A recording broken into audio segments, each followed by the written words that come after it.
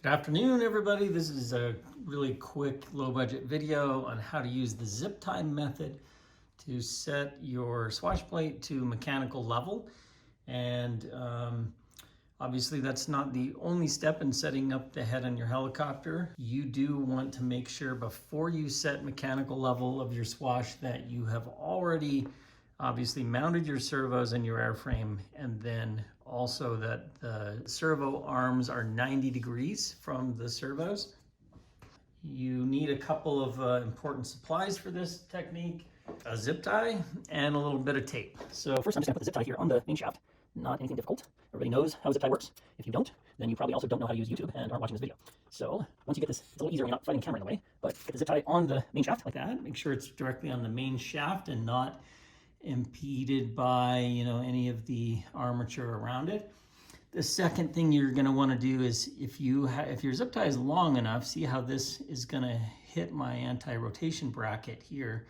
What I want to do is just trim that off just a little bit so that it doesn't hit my anti-rotation bracket as it rotates around. Now I like to get just a little piece of tape. Any old tape will do. I'm using just Scotch tape here, and I'm just gonna fold that over on the zip tie so that I get something hanging down. Okay, and then the last thing you gotta do is just trim that off at a level that's approximately where your swash is gonna be contacting the tape. Okay, perfect. So now I've got my zip tie and my tape, and now what I want to do is make sure that your fly barless is in the right mode for setting mechanical level on your swash.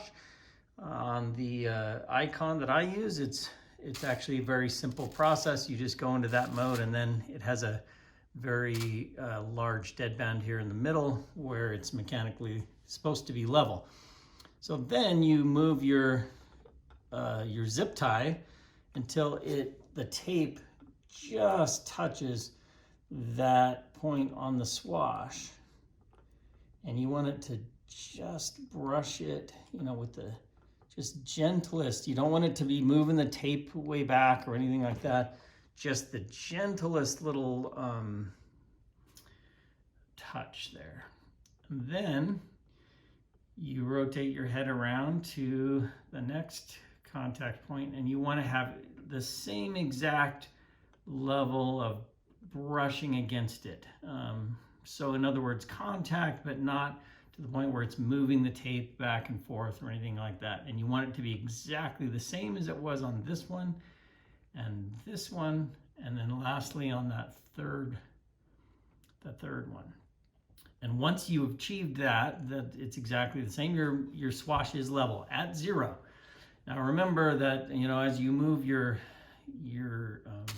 swash up and down with your collective, you also want to make sure that your servos move the same. And just because of differences in the arms or imperfections in the arms or different throw in the servo, it's a good idea as well to move your swash all the way down and then just repeat the exact process. So you want to move your zip tie and tape down to where it's gonna just brush that servo. And once you have that set to where it's just brushing, you don't want to touch the zip tie or the tape. You just want to turn the head because you don't want it to move in relation to the main shaft. Once again, make sure that that's just touching right there, and then just touching on that last one.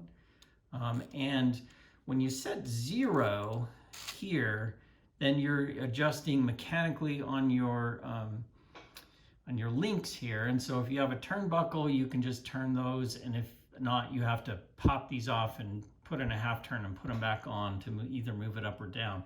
But when you're at the extent of the throw on the bottom or the top, that's when you're going to use your servo throw adjustment to make sure that they maintain level. But at the 0 point, you're always doing the mechanical adjustment with your links here. And once you have that, then you move on to setting the pitch at 0 on the head.